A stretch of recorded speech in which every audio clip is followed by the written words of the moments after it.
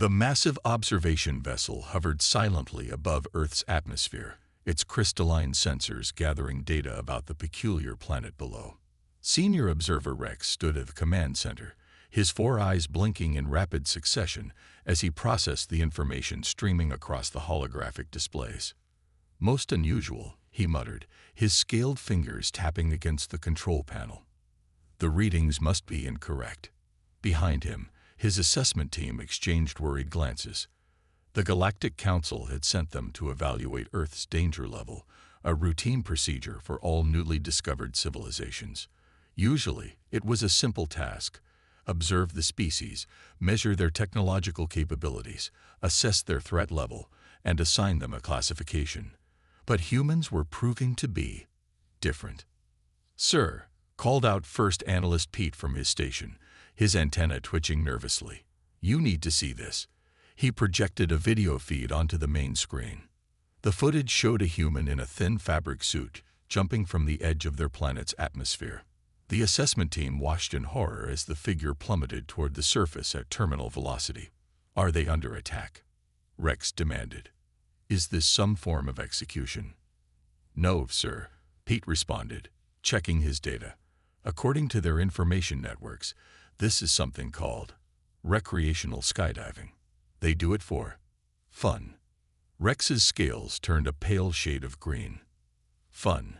Voluntarily jumping from that height is classified as a Category 7 survival risk on the Universal Danger Scale." Before they could process this information, another feed appeared. This time, it showed humans in small boats deliberately approaching massive ocean predators. Instead of fleeing, they were taking pictures. "Their risk assessment protocols must be malfunctioning," suggested Second Analyst Mary, her gelatinous form quivering with concern. "No species with a functioning survival instinct would." She was interrupted by new footage of humans running with large horned beasts through city streets, climbing frozen waterfalls, and racing vehicles at speeds that made the observation team's safety algorithms crash. Rex ordered a full diagnostic scan of their equipment, convinced it must be malfunctioning. The results came back normal, but the danger scale readings were all over the place. Activities that should register as lethal were being treated as everyday occurrences by humans. The final straw came when they detected traces of a powerful stimulant being consumed in massive quantities by the population.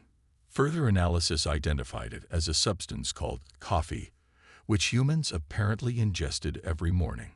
They're deliberately consuming an addictive stimulant that their bodies have developed dependency upon, Rex noted in his official log, his voice trembling slightly. And they've built entire retail chains around its distribution. As the day progressed, the assessment team watched humans base jumping off cliffs, swimming in freezing waters, eating substances that would be classified as chemical weapons on other worlds, and voluntarily entering areas with extreme gravitational forces for something called roller coasters. "Sir," Pete called out again, his voice unusually high-pitched. "We've just detected a human settlement in a region that experiences regular seismic activity near an active volcanic formation in a zone frequently struck by massive rotating wind formations. Surely they're working to evacuate?" Rex asked hopefully. "No, sir. They call it Tornado Alley and have lived there for generations. They even have something called storm chasers who pursue the dangerous weather formations for scientific research and entertainment." Rex slumped in his hover chair, all four eyes staring blankly at the screens. In his 300 years as a senior observer, he had never encountered anything like this. The standard danger classification system, refined over thousands of years and applicable to every known species in the galaxy, was completely inadequate for humans. "Connect me to the Council," he ordered finally. "We need to report our findings and request guidance, and send a priority request for a psychiatric evaluation team. Either these humans are completely insane, or—" He paused, watching a human child fearlessly pet a large predator they kept as a dog, "or we need to fundamentally reconsider our understanding of danger assessment." As Rex prepared his report, a new alert flashed across the screen. A human research vessel was deliberately sailing into a storm that the ship's own instruments classified as extremely dangerous. "Should we initiate a rescue?" Mary asked anxiously. The communications officer played the audio feed from the human ship. A voice could be heard saying cheerfully, "Hold my coffee. This is gonna be fun." Rex buried his head in his hands and began drafting a message to the council. "Urgent. Current classification systems inadequate. Humans appear to be." He hesitated, then typed, "immune to common sense." The Galactic Council's emergency response to Rex's report was swift. Within hours, a team of specialists arrived at the observation vessel, including Dr. Bloom, the Council's leading expert in xenopsychology. Her translucent tentacles waved in agitation as she reviewed the gathered data. "Fascinating," she said, watching the human eating something called a Carolina Reaper pepper. "They deliberately caused themselves pain for entertainment." Rex nodded wearily. "That's not even the worst of it. Watch this." He played footage of Captain Tom Weber, Earth's first contact team leader, during their initial meeting. The human had arrived at the diplomatic station carrying a steaming cup of coffee, causing 3 safety sensors to malfunction and a junior analyst to faint. "I need to step out for a moment," Weber had said, heading toward the airlock. "Hold my drink."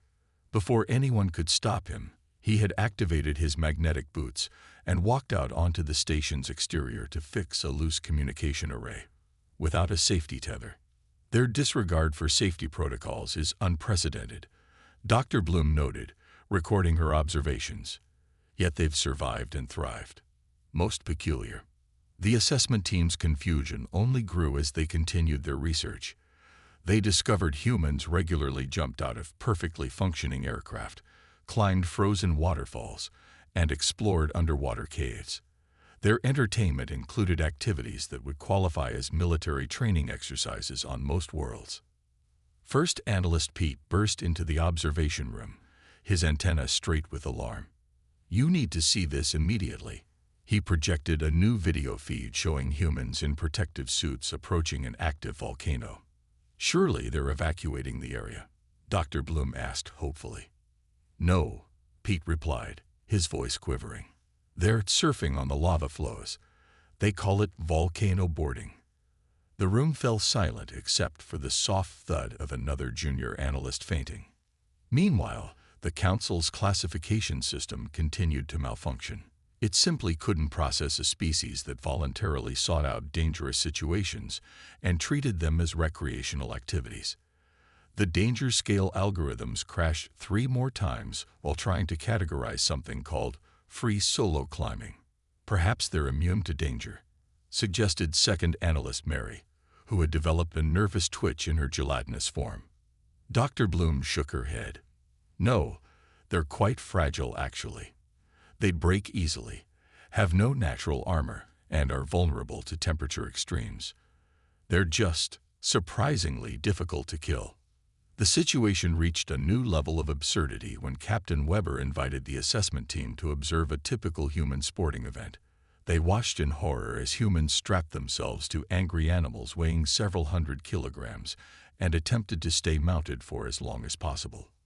"Hold my drink," Weber said cheerfully, heading toward the bull riding arena. "I haven't done this since college." "Stop," Rex cried out. "Our insurance doesn't cover voluntary participation in death rituals." Weber just laughed. "Death ritual? This is just a bit of fun. Wait until you see the cheese rolling competition." Dr. Bloom's tentacles turned pale. "Cheese rolling? Oh yeah," Weber grinned. "People chase a wheel of cheese down a nearly vertical hill. Lots of broken bones. Great fun." The assessment team huddled together, updating their report to the Council. They had to somehow explain that humans not only survived dangerous situations, but actively sought them out, created new ones for entertainment, and celebrated those who took the biggest risks. "What about their young?" Dr. Bloom asked desperately. "Surely they protect their offspring from danger." Rex silently played footage of human children jumping from high platforms into water. careening down snowy mountains on thin boards and being launched high into the air by something called a trampoline. Their children's entertainment facilities are literally padded cells, Pete noted. They call them bounce houses. Dr. Bloom finally made her recommendation to the council. Standard danger classification protocols cannot be applied to humans. They appear to operate on an entirely different framework of risk assessment. What other species consider lethal, they view as challenge. What we see is certain death. They call Tuesday. As if to prove her point, Weber returned from the rodeo, dusty but grinning. That was amazing. Who's up for some wingsuit flying? I know this great cliff. The entire assessment team simultaneously backed away, their various appendages raised in protest. Weber just shrugged, picked up his coffee, and headed for the door. Your loss, he called over his shoulder. Hold my drink. I'm going to show you what we call Parker instead. The emergency alert blared through the observation vessel's corridors. A mining operation on Proxima B's largest moon had gone terribly wrong. The moon's unstable core was reacting to the mining equipment, causing massive tremors and toxic gas leaks. Rex and his team watched the disaster unfold on their screens. 300 miners were trapped in the collapsing tunnels, with conditions worsening by the minute. The moon's atmosphere was highly corrosive, and temperatures in the mines were reaching lethal levels. It's impossible, declared the Proximan ambassador, his crystal-like body dimming with despair. No rescue team could survive those conditions. The electromagnetic storms would disable any automated rescue pods. Dr. Bloom's tentacles curled in resignation. The danger scale rates this situation as Category 9. Even our most advanced rescue teams wouldn't attempt extraction under these circumstances. That's when Captain Weber's voice crackled over the communication system. Did someone say impossible rescue mission? The human ship appeared on their screens, approaching the observation vessel at what the aliens considered reckless speed. Weber and his team had been testing new spacecraft designs nearby when they intercepted the distress signal. Captain, Rex began cautiously, the conditions on the moon are beyond survivable parameters. The atmospheric pressure alone mooled. Hold my coffee, Weber interrupted, his voice cheerful. This reminds me of that cave rescue in Thailand back in the day. Those kids on Earth's soccer team. Everyone said that was impossible too. Before the alien observers could protest, Weber's team had docked with their vessel to collect environmental data. The humans studied the information with what appeared to be excitement rather than appropriate terror. Toxic atmosphere. We've got suits for that, one of Weber's crew members said, checking her equipment. Unstable gravity. Reminds me of that rescue operation during the Icelandic volcano eruption. The tunnels are collapsing. Pete exclaimed, his antenna rigid with stress. Good thing we brought our mining robots, another human responded, patting a large piece of equipment. We modified these bad boys after the Chilean mine incident. They can handle a little shaking. Dr. Bloom watched in fascination as the humans prepared for their rescue mission. Instead of the expected fear or hesitation, they displayed what she could only describe as professional enthusiasm. They treated each lethal obstacle as a puzzle to be solved rather than a reason to retreat. Your species' survival instinct appears to be malfunctioning, she observed as Weber's team suited up. Weber laughed. Nah, it works fine. We just define survival differently. Sometimes the riskiest thing you can do is nothing at all. He paused to take a last sip of coffee. Besides, people said crossing the oceans was impossible once, then climbing Everest, then going to the moon. Humans like impossible things. Gives us something to do on weekends. The alien assessment team watched in a mixture of horror and amazement as the human rescue ships descended toward the moon's surface. The electromagnetic storms that should have disabled their equipment seemed to only mildly inconvenience them. They had somehow modified their shields to use the electromagnetic interference to power their backup systems. That's not how physics works. Rex protested weakly. Tell that to the humans, Mary replied, her gelatinous form rippling with nervous energy. Hour after hour, they monitored the rescue operation. The humans moved through the collapsing tunnels with what appeared to be reckless speed, but was actually carefully calculated efficiency. They used their modified mining robots to stabilize critical passages, and their suits' advanced filtration systems to handle the toxic atmosphere.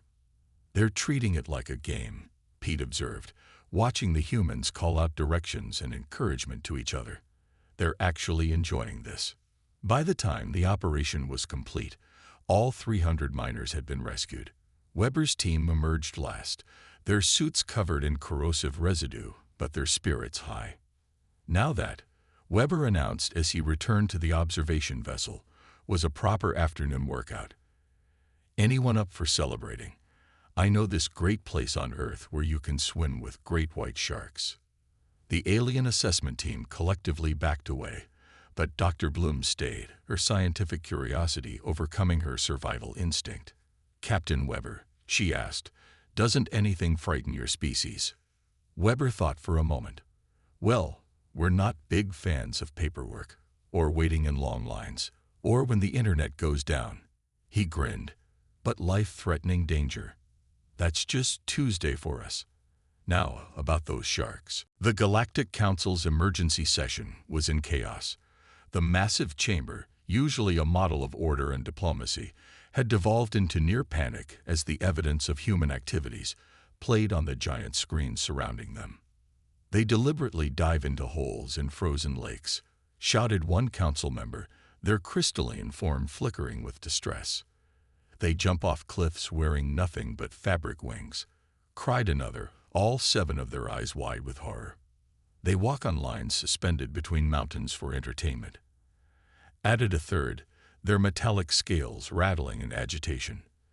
The council's chief administrator banged his gravity hammer for order, but even he couldn't hide his unease as the screen showed humans participating in something called an ultra-marathon through a place called Death Valley.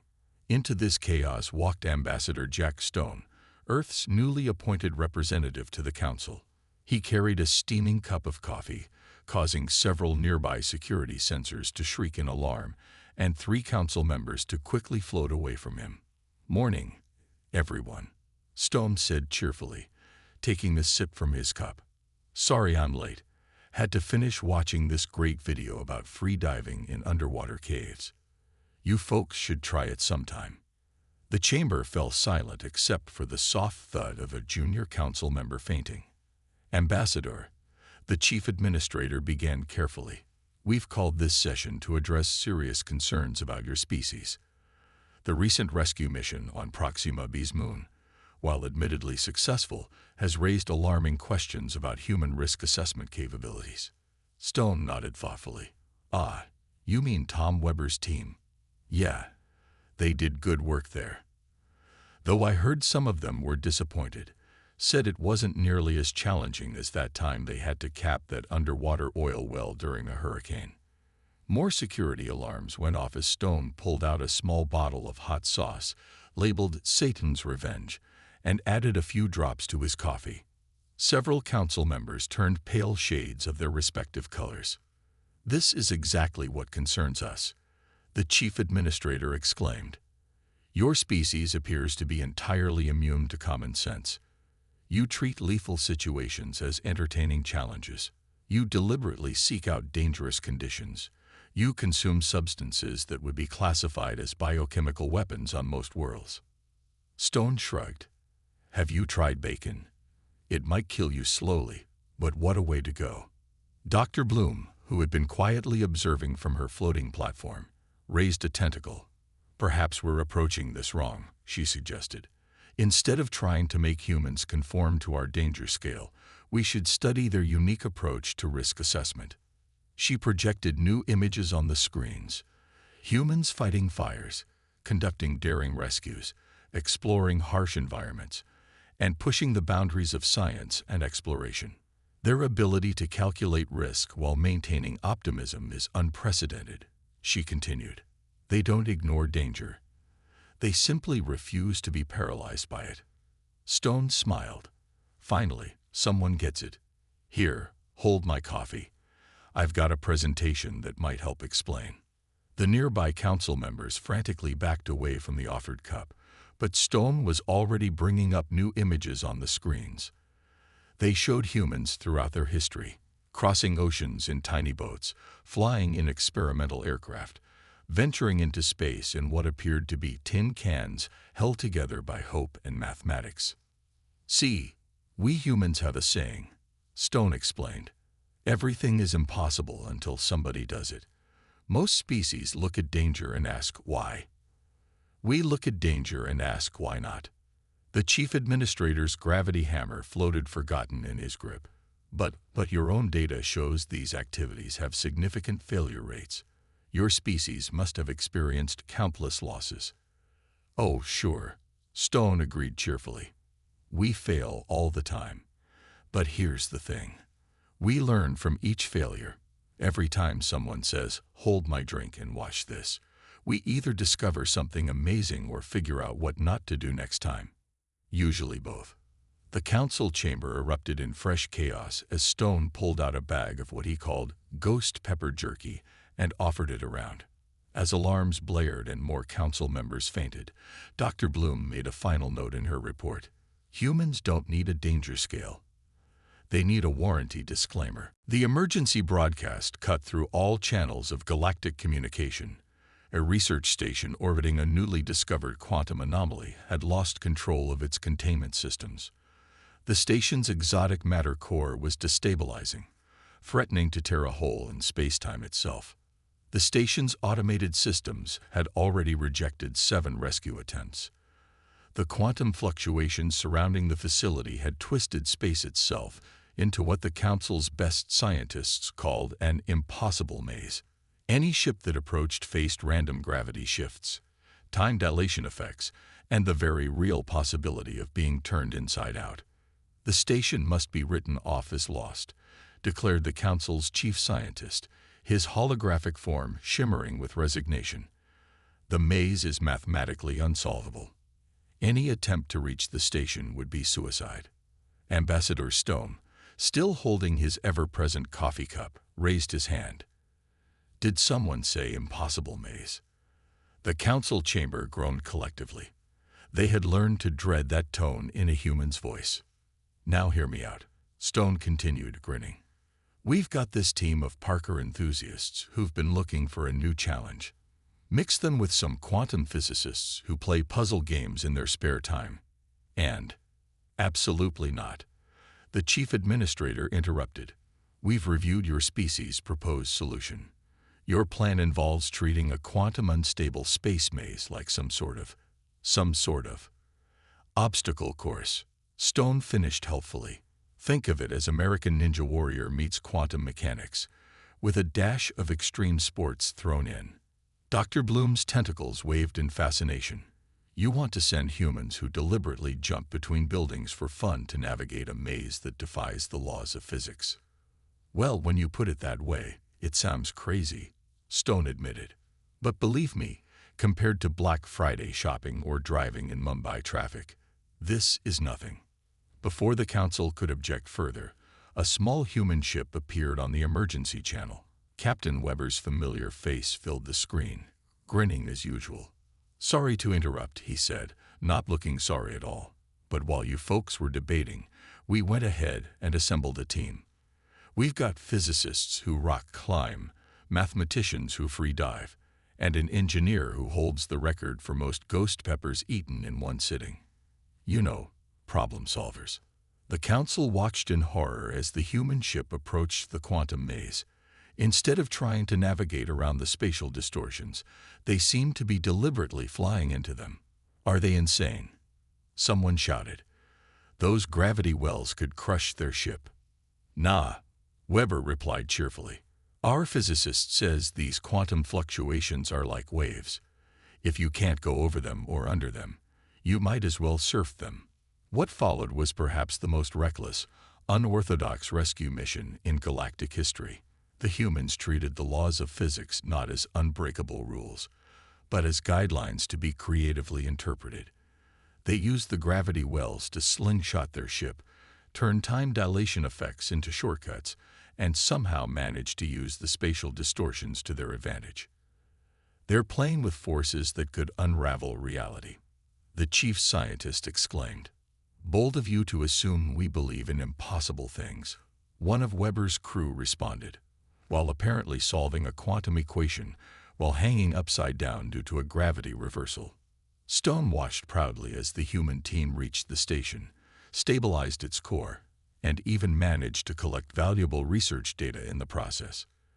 You know, he mused to the stunned council, I think you folks focus too much on what could go wrong, and not enough on what could go right. Dr. Bloom, who had been furiously taking notes, looked up. But your species does understand the concept of danger. You simply choose to engage with it differently. Exactly. Stone beamed. Life's too short to let a little thing like impossible odds stop you. Besides, he added, pulling out a thermos, if the universe doesn't want us to do something, it shouldn't make it look so interesting. As Weber's team successfully guided the rescued station personnel back through the maze, this time while playing something they called quantum tag with the spatial distortions, the council finally understood. Humans didn't ignore danger. They simply refused to let it have the last word. Hold my coffee, Stone said, standing up. I just had an idea for an extreme sports competition using stable quantum anomalies. The sound of multiple council members fainting echoed through the chamber. The Galactic Academy's main lecture hall was packed with representatives from dozens of species. After the quantum maze incident, interest in human psychology and decision-making had skyrocketed. Dr. Bloom stood at the podium, her tentacles gesturing at the holographic displays showing various human activities. As you can see, she explained, humans don't just survive dangerous situations. They actively create training programs to become better at handling them. The screen showed humans in something called a Special Forces training camp, deliberately making their lives more difficult in creative ways. In the front row, Rex nodded thoughtfully. After months of studying humans, his scales had developed a permanent greenish tinge, but he'd stopped fainting at their antics. Mostly. Take this example, Dr. Bloom continued, showing footage of humans practicing something called parkour in environmental suits on low-gravity worlds. When we introduced them to alien environments, instead of being cautious, they invented new sports. The audience watched in fascination as humans adapted their Earth-based extreme activities to various planetary conditions. They had created underwater versions of their sports in high-pressure ocean worlds, low-gravity versions of their games on small moons, and something particularly terrifying involving lava surfing on volcanic planets. But the most remarkable discovery, Dr. Bloom said, pulling up new data, is their ability to calculate risk while maintaining optimism. They don't ignore danger. They simply refuse to let fear be the deciding factor. Ambassador Stone, who was eating something that made several nearby alien sensory organs burn just from proximity, stood up to add his thoughts. It's like my grandma used to say, if you're not living on the edge, you're taking up too much space. The audience murmured in confusion at this wisdom. What we're learning, Dr. Bloom explained, is that courage isn't the absence of fear. Humans feel fear just like any other species. They simply view it as a challenge rather than a warning. The screen showed various human achievements, their first powered flight, their moon landings, their deep-sea exploration vessels. Each time, they had pushed past what other species considered sensible limits. Captain Weber, who had become something of a celebrity after the quantum maze incident, joined them via hologram. He was currently testing experimental spacecraft designs by flying through an asteroid field. Here's the thing, he said, casually dodging a house-sized rock. Every species has its comfort zone. We humans just decided that comfort zones are overrated. Hold my coffee. This next maneuver is going to be fun.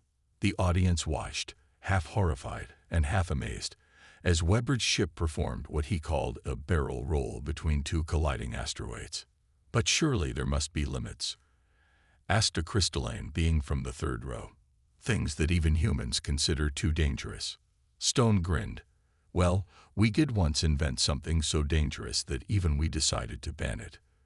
The room fell silent, everyone leaning forward. What could possibly be too dangerous for humans? Lawn darts, Stone said solemnly. Turned out that throwing sharp metal spikes straight up in the air for fun was a bit much, even for us. Dr. Bloom's research team had started cataloging what they called the human paradox. The same species that needed warning labels not to eat laundry soap had also figured out how to split atoms. The civilization that invented bungee jumping had also developed space travel. They're teaching us something valuable, Dr. Bloom concluded. Progress doesn't come from staying safe. It comes from calculating the risks, preparing for the worst, hoping for the best, and then saying, "Hold my drink," and trying anyway. The audience watched as more footage played. Humans teaching other species their approach to problem solving, sharing their optimistic recklessness in carefully measured doses. Some alien species had even started their own extreme sports leagues, though they kept the danger levels well below human standards. We're seeing a cultural shift, Dr. Bloom noted proudly. Other species are learning to balance caution with courage, to see challenges as opportunities rather than just threats. Stone nodded, pulling out a bottle of hot sauce that made the room's safety sensors wail. Now you're getting it. Who's up for trying some Earth-style cooking? I promise only half of it will feel like your mouth is on fire. As the audience simultaneously leaned forward in curiosity and backed away in terror, Dr. Bloom made her final notes. Humans, the only species that had to be taught to fear danger instead of the other way around. 1 year after the quantum maze incident, the Galactic Council unveiled its new danger classification system. The massive holographic display in the council chamber showed 2 separate scales: objective danger and species comfort level. Humans had their own special category labeled simply as "Hold my drink." Ambassador Stone stood proudly next to Captain Weber, both holding their signature coffee cups as they watched various alien representatives studying the new system. Dr. Bloom's tentacles moved excitedly as she explained the changes to the gathered audience. "We finally realized that danger isn't just about physical risk," she explained. "It's about how different species perceive and handle those risks. For instance, what humans call a relaxing vacation might rank as a survival challenge for other species." The screen showed examples. A human family casually camping in bear country, rated extreme risk for most species; light weekend fun for humans; someone eating a ghost pepper, rated chemical weapon for most species; mild snack for humans; and footage from the recent multi-species adventure games, where humans had to be given special challenges just to make it fair. The most fascinating development, Dr. Bloom continued, has been the cultural exchange. While we're not suggesting other species attempt human-level activities, we've seen remarkable growth in risk assessment and problem-solving across the galaxy. Rex, now serving as the head of the newly formed Department of Human Activity Monitoring, pulled up his latest reports. His scales had finally settled into a permanent mint green, which he decided to embrace as a fashion statement. "Last month alone," he reported, "we saw a group of crystallines attempt their first ever mountain climbing expedition. They used safety equipment rated for 10 times what humans would consider necessary. But they did it. A pod of gelatinous beings started a swimming club. And the metallics have begun exploring their own volcanic regions, though they're still baffled by humans doing it for fun." Weber grinned and pulled up footage from his latest mission. His team had been teaching other species their approach to problem solving, with some interesting results. The video showed alien crews adopting modified versions of human training techniques, learning to balance caution with calculated risk-taking. "The best part," Weber said, "is seeing how each species adds their own twist to it.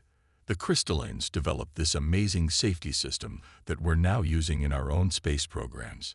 Turns out being crazy humans doesn't mean we can't learn from careful planning." Stone nodded, pulling out what appeared to be a normal sandwich. Several nearby aliens backed away cautiously, having learned that human food could be weaponized at any moment. "Don't worry," he laughed. This one's just a regular Earth turkey sandwich. We're saving the really spicy stuff for the graduation ceremony at the new Multi-Species Adventure Academy. The academy had been Stone's idea, a place where different species could learn from each other's approaches to challenges. Humans taught creative problem-solving and optimistic recklessness, while other species taught careful planning and risk mitigation. The result was a whole new approach to handling dangerous situations. The universe is full of impossible things, Stone told the gathered crowd. But impossible just means nobody's done it yet. Hold my coffee. I've got an announcement to make. The room collectively held its breath, or equivalent respiratory response, as Stone pulled up a new hologram. It showed plans for something that made even Weber's eyes widen. Ladies, gentlemen, and beings of all configurations, Stone began, I present to you the first multi-species deep space exploration initiative. We're going to combine human creativity with alien precision to explore the unknown regions beyond the galaxy's edge. The crowd burst into excited chatter. Dr. Bloom's tentacles curled in anticipation as she reviewed the plans. This is beyond ambitious, she noted.